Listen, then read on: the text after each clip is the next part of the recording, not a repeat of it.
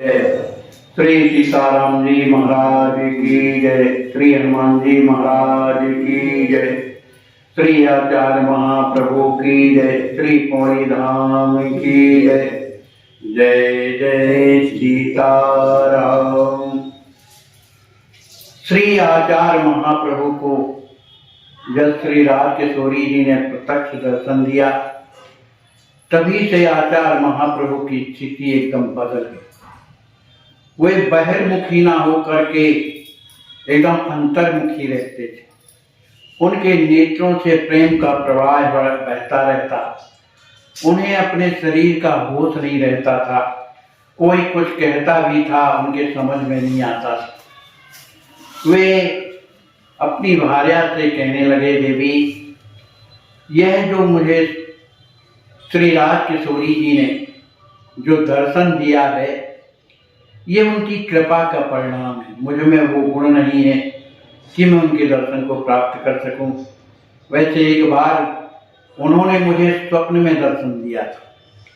उन स्वप्न में मैंने जब उनका दर्शन किया तो श्री किशोरी जी के साथ में उनकी जो सखियां थी, वे आपस में गेंद की कीड़ा कर रही थी। किशोरी जी उस गेंद को लेकर सखियों की ओर फेंकती, सखियां उस गेंद को किशोरी जी की ओर फेंकती। इस तरह से किशोरी जी कभी उस गेंद को पकड़ने के लिए दौड़ने लगती थी। इस तरह की जो है झांकी मैंने स्वप्न में देखी, और जो आज का जो स्वप्न है वो स्वप्न नहीं है, साक्षात मैंने उनका दर्शन किया। और वो मेरी जो बहन है कितनी दयालुनी है, कितनी कृपालुनी है कि मुझ में वो गुण ना होने के बाद भी उन्होंने मुझे अपना भैया भाई रूप से संबंध स्थापित कर दिया। इस बात को सुनकर के श्याम कली ने कहा कि नाथ, अब तो मेरा रिश्ता पक्का हो गया। जब किशोरी जी आपकी बहन है तो मेरी ननद हुई, इसी तरह राम जी महाराज आपके बहनोई हैं तो मेरे नंदेव हुए। अब आपने जो ये लीला सुना कर जो दर्शन कराया मुझे, अब मुझे तो पूर्ण ज्ञान हो गया। मैं ये नहीं जान पा रही थी, लेकिन आपने इस संबंध के द्वारा भी मेरा संबंध पक्का कर दिया। इस तरह से श्याम कली भी बड़े आनंद से और अपने जीवन को यापन करने लगी। जहाँ जब भी समय मिलता वे अपने स्वामी के पास बैठ जाती और कुछ न कुछ श्री राज किशोरी जी के चरित्रों के बारे में श्रवण किया करती थी। श्री आचार्य महाप्रभु जब भी किशोरी जी की कुछ कथा सुनाते थे तो सुनाते सुनाते उन्हें जो है होश नहीं रहता था, अर्ध चेतना स्थिति में आ जाते थे और कुछ बोल नहीं पाते थे। इस तरह से जो ये सोपान समाप्त होता है और अगला जो सोपान है तृतीय सोपान है। इसमें श्री सीताराम जी महाराज का विवाह समैया है। माने समैया कब से पौड़ी की शुरू हुई, इसकी शुरुआत में भक्ताभीष्ट प्रदायकम यतिवरम सीताग्रजम सुंदरम श्रीमद वैष्णव वंश हंस तिलकम वंदे गुरुं हर्षणम् रामं सत्यव्रतां सदा सुखप्रदां देवादिदेवं प्रभुं रानी नंदन भाग्यभूषण मणिं सीतापतिं सुंदरं श्यामांगं मनमोहकं रसनिधिं ब्रह्मांड मायापतिं वंदे भ्रातयुतं कपीशयशदं गोपाल चूड़ामणिं तड़फड़ात दर्शन बिना उठी हृदय अति पीर राम दर्श की लालसा नित दिन करते अधीर। जब से श्री आचार्य महाप्रभु ने श्री राज किशोरी जी का दर्शन किया, तभी से उनका जो हृदय अत्यंत दुखी रहता था। और दर्शन किस तरह से प्राप्त हो, वे निरंतर दुखी बने रहते थे। अब उनके हृदय में एक बात और जगी कि श्री राजकिशोरी जी ने तो दर्शन दिया, पर राम जी ने मुझे दर्शन नहीं दिया। इसका कारण क्या है? उनका दर्शन करने की जो उनके हृदय में लालसा थी, निस्दिन करत अधीर, वो कामना जो है उन्हें रोज आना उनके हृदय में दुख प्रकट करती थी। सीए की कृपा अलौकिक पाए, सीए पथ हेत रहत अकुलाए, हृदय पीर नित बाढ़त पावन, तदपि न चाहत भाव जनावन। श्री राजकिशोरी जी की कृपा को प्राप्त करने के बाद उनके हृदय में श्री सियापति माने श्री राम जी महाराज का दर्शन कैसे हो, उनका हृदय व्याकुल रहता था। उनके हृदय में अत्यधिक वेदना होती थी। यद्यपि उस वेदना में जो पीड़ा थी, उस पीड़ा को किसी से व्यक्त नहीं करते थे। किससे बताएं, कौन सुनेगा? तो इस तरह से उस पीड़ा को छिपाए रहती थी। और वे मन ही मन सोचते हैं कि सखिन संग सीता न आई, जो मुझे स्वप्न में जो उन्होंने दर्शन दिया था अपनी सहेलियों के साथ में, उन सखियों के बीच में, श्री सीता जी के बीच में मुझे राम जी का दर्शन नहीं हुआ, माने वो आए ही नहीं। इस तरह से चिंता का कारण क्या है कि वो राजकिशोरी जी के साथ में नहीं आए। इस तरह की वो चिंता करते थे। तब अपने मन आप प्रति थे, उनके हृदय में ये चिंता हुई कि जब किशोरी जी और सखियों के सहित में आई तो राम जी उनके साथ में क्यों नहीं आए। इस मन की कल्पना करते हुए उनके हृदय में ये प्रतीति हुई कि किशोरी जी के साथ में राम जी इसलिए नहीं आए कि किशोरी जी का हमने विवाह किया ही नहीं। जब विवाह किया ही नहीं तो इधर क्यों आएंगे? इसलिए इनका विवाह होना चाहिए। ब्याह किए बिन कैसे आवे, वो कैसे आ सकते हैं? नाहक सोचत समय बिताए, बेकार में व्यर्थ में हम अपना जीवन व्यतीत कर रहे हैं, इसलिए ब्याह करना चाहिए। यह रहस्य निज मन अनुमान, ऐसा मन में उन्होंने अनुमान किया।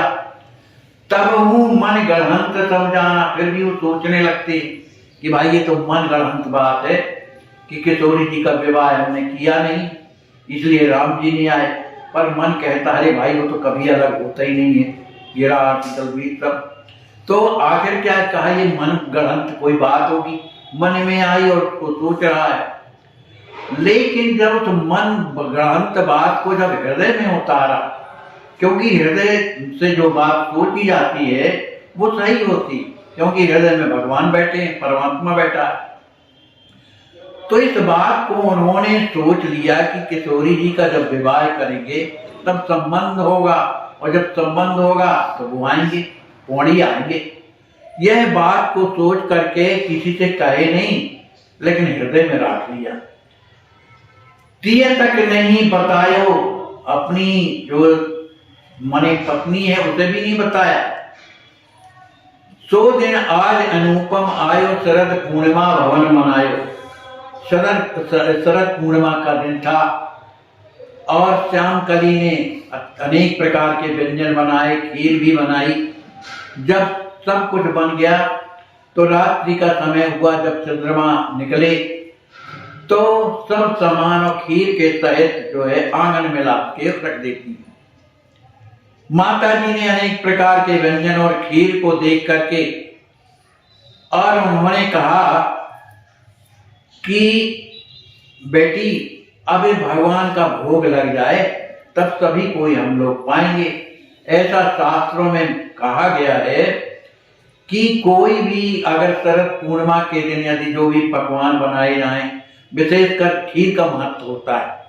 कहते हैं शरद पूर्णिमा में खीर रखने से चंद्रमा अपना अमृत उसमें टपकाता है, ऐसी मान्यता है। तो हम लोग कुछ देर तक प्रतीक्षा करें, फिर के बाद प्रसाद पाएंगे। अब उसी समय पर माता जी भी बैठी हुई हैं और उनकी पत्नी भी बैठी हुई है और स्वयं बैठे। अब उनके हृदय में जो ये भावना है कि किशोरी जी का विवाह करना चाहिए, उन्होंने उस प्रसंग को छेड़ा, लेकिन दूसरे रूप में छेड़ा। कहने लगे कि माता जी ये कार्तिक का महीना जो है चल रहा है ना, और कार्तिक के महीना में दीप दान का बड़ा फल होता है, ऐसा शास्त्र कहते हैं, दीप दान करना चाहिए। अब कार्तिक में माँ का जो महीना है फलदायी क्यों है?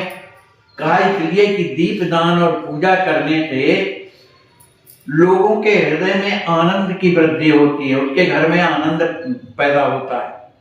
तो करना क्या चाहिए? कहा इस समय भगवान की भी पूजा करनी चाहिए। तो भगवान की पूजा कैसे करें?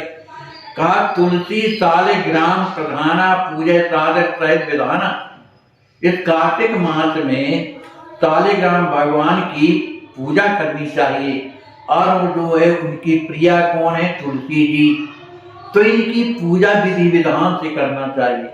अब वो किसी तरह से उस बात को कहते कहते वैवाहिक वाली बात लाने वाले हैं। तो माता जी इसका बड़ा पुण्य होता है, जो तुलसी जी के साथ में सालिग्राम की जो पूजा करते हैं उन्हें बड़ा पुण्य मिलता है। और ऐसा नहीं अक्षय पुण्य जो कभी क्षय नहीं होता, ऐसा सब कोई कहते हैं। इसलिए उनकी पूजा करके उनके दीपक जलाया जाए। अब इस बात को सुनकर के माता जी समझ गई ये कहना क्या चाहता है। माने तुलसी विवाह हो, उनका मतलब ये था। और माता जी के माध्यम से वो अपनी पत्नी को भी समझाना चाहती थी, लेकिन माँ तो चतुर है, समझ गई बात। चतुरन माँ की लख चतुराई, बोली सुंदर बात जनाई।